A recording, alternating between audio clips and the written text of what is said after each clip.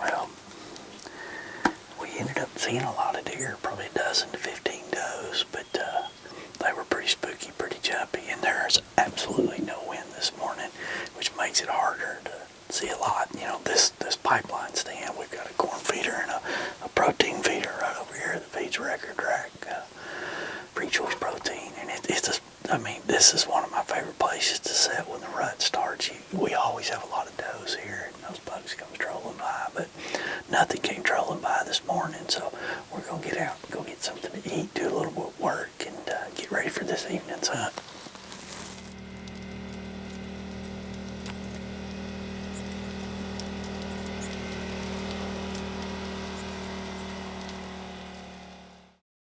You know, TenPoint Crossbows and I have been working together for a long, long time. In my mind, the last few years is like, what else can TenPoint do?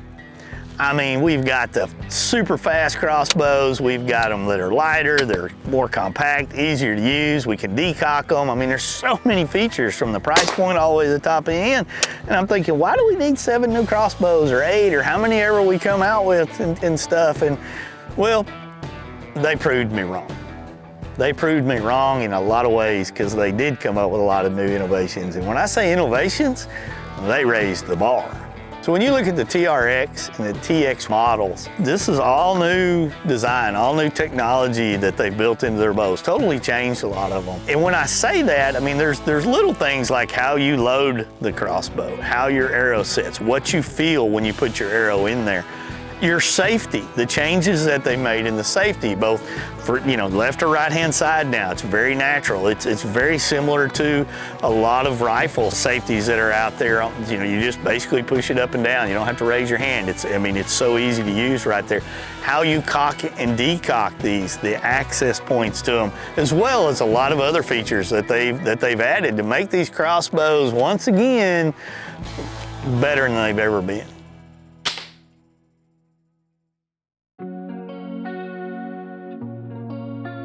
The scouting cameras were out and the stealth cams were starting to light up with a lot of deer activity. I mean, a lot of deer activity. And then the buck that I was pretty interested in had started showing up here. It's probably a quarter of a mile from where we were getting most of his summer pictures, so that didn't surprise me. But I mean, we'd never seen him on the, you know, northeast end of this property ever. So it was exciting to see that, because we had built a buffet. We had created a spot. So the table was set. It was just now a matter of reading the right conditions, getting in there, and luck going our way. So this particular tree right here in between a couple of our boss buck feeders, you can see the traffic. It's insane. I mean, these are pig tracks, unfortunately, right here, but there's deer tracks all over. I came in here just a couple of days ago. You can actually see where I trimmed the bushes. That's how clean they are. And just since I've trimmed it, which was 36 hours ago, there's already a fresh rub right there. So, I mean, it's exactly what I figured would happen. We'll get scrapes all around this, we'll get rubs around it. I mean, it's a perfect setup, but we're gonna spice this spot up a little bit. I've got a stink stick here from Conquest Scents. This is one of my favorite ways to deploy a liquid scent.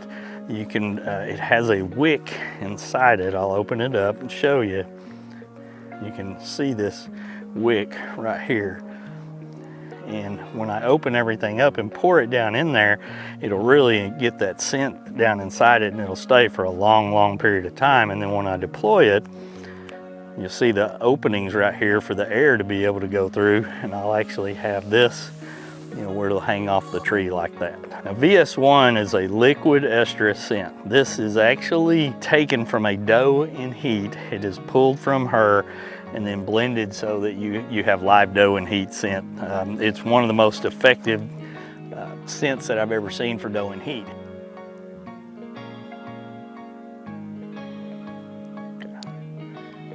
Close this back up, and you want to refrigerate this to keep it fresh.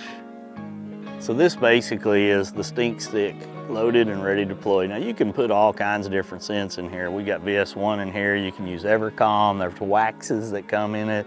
This actually has a wick in here, a fiberglass wick, that once we poured the VS1 in, it absorbs it.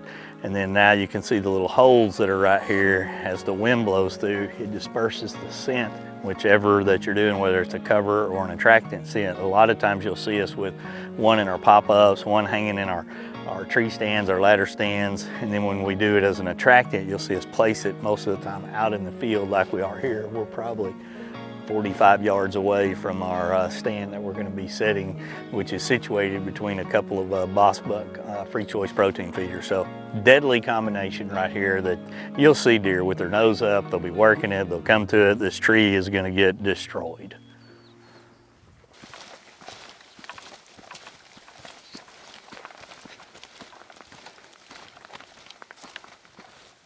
Well, we're in the new field. It's really not a new field. It's actually about 15 years old when we named it the new field. It was just your typical ceniza, weak sedge, a little bit of mesquite. We went in and bulldozed it. This year we really kind of invested a lot more time into it. We actually fenced it all the way around, put barbed wire up, really reinforced it to keep the cattle out there in this pasture. We'd come in and put a couple of boss buck feeders in here. Free choice, we're feeding free choice record rack, and we actually have a timer feeder as well.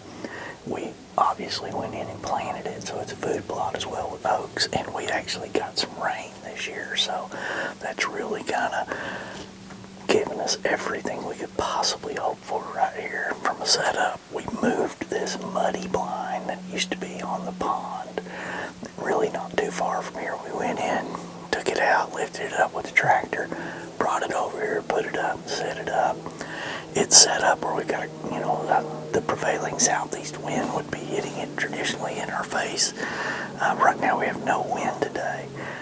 I'm pretty excited to be sitting here because a deer that I've kind of really started hunting last year has been going between here and the pipeline. We set in the pipeline this morning, and we've got pictures of him over here as well in the evening. So we've settled in here.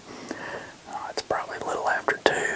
We'll be able to see till a little bit after 6 today. So fingers crossed.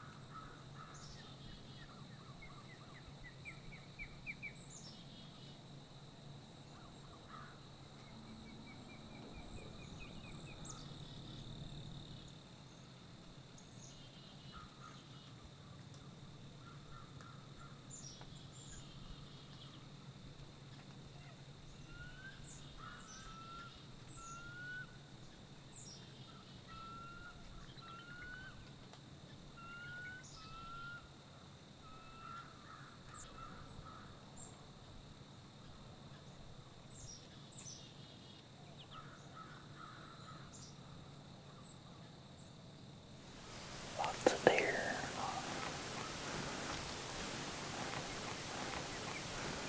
Lots of eyes, ears, and noses.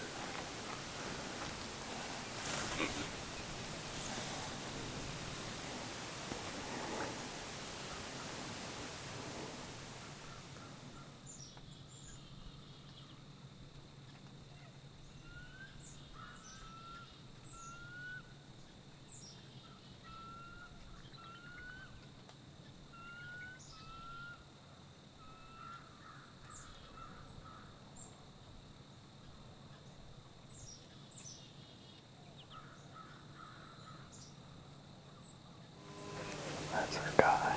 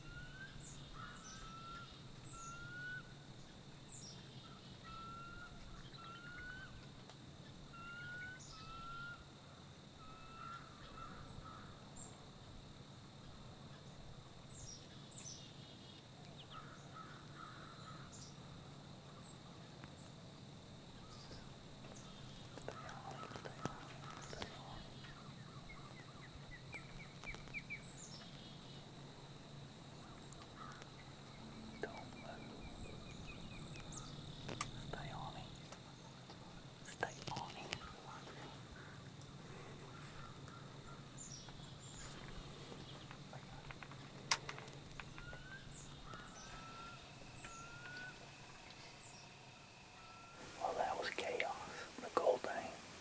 I finally actually saw that deer with my own eyes, and he did just kind of what I had hoped he would do. He jumped in on a spot that we tied the pop wire down. He got out there and kind of fed, went over here to the boss buck and was feeding. He was like 43 yards. There was never any shot right there really for him. I was hoping he'd get out here and mill around where those does had been. And I mean, I was ready. I'd already shook a few times, and then the chaos began. A big giant boar come in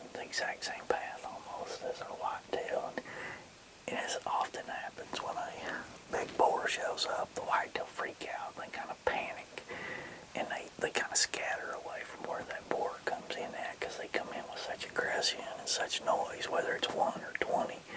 And but I mean, in this case, it worked perfect. The big buck, he got right out there about 25 yards, but Gentry couldn't see him and kind of started, I'm in my blind spot, and all the does heard him, and they all kind of blew, and so it cleared this into the field. But what a cool deer! I mean, now that I can really see him, he's got 2 drop tines on his right main beam there, dark chocolate antlers, and now I've seen him with my own eyes, and I want that deer. I want him bad.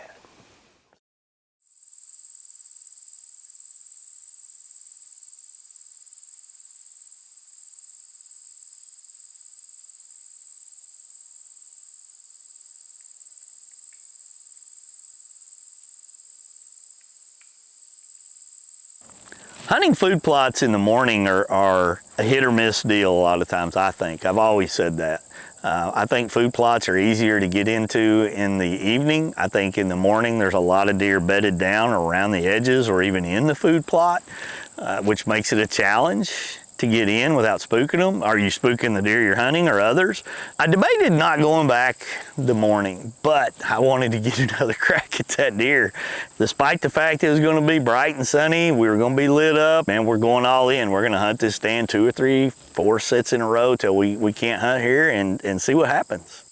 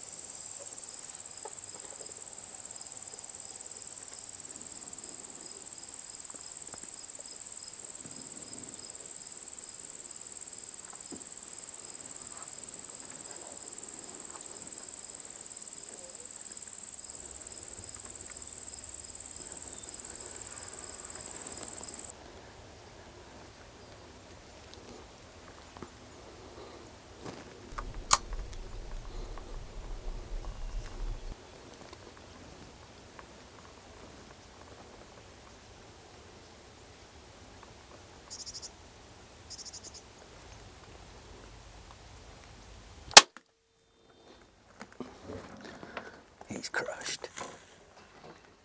He's crushed. He's crushed. Holy cow. Right there, look. He's gonna go down right there. Oh, we crushed him. Oh my God.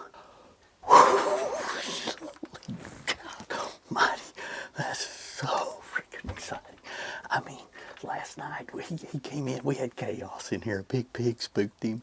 It was chaos in the blind. I really doubted coming back here, but I knew that's where he wanted to be. I thought, do I come this morning? And sure enough, he came in. He postured all morning long with this big 8-point that come in here. And then he finally got right over here. And I mean, gave me a perfect shot. Like, I mean, that's not 18 to 22 yards. Oh my God.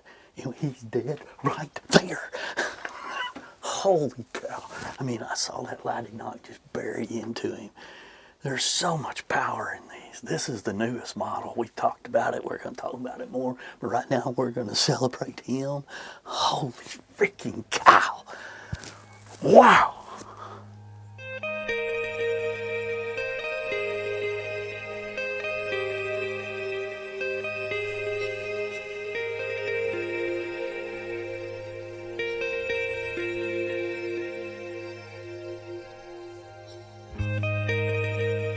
Look at the drop tines on this deer. I mean, is that not cool right there? I mean, those are really more kickers. He's got such a unique point. You know, his main beam comes out here, and then this is like this extra giant tine with 2 mega kickers off of him. He's got some trash back here. He kind of had this same similar look last year with some fork stuff here. And man, I couldn't be happier. I mean, I love to hunt deer that get me excited, that I think about. This was one I watched last year that had me excited. Just the character and the uniqueness of him. You know, he's like a mainframe 5x5 on this side. And this side here is just totally different. You know, an old injury, I don't know, but he's grown it like that in the past. And chocolate antler, smoked him with a new 10-point. I couldn't be happier. Old war horse, old mature buck. I just speechless at that point.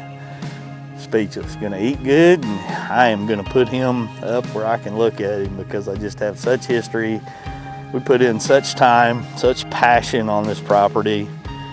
We've leased it nearly 20 years now, and it's been a while since I've shot one on this property, and I couldn't be more excited.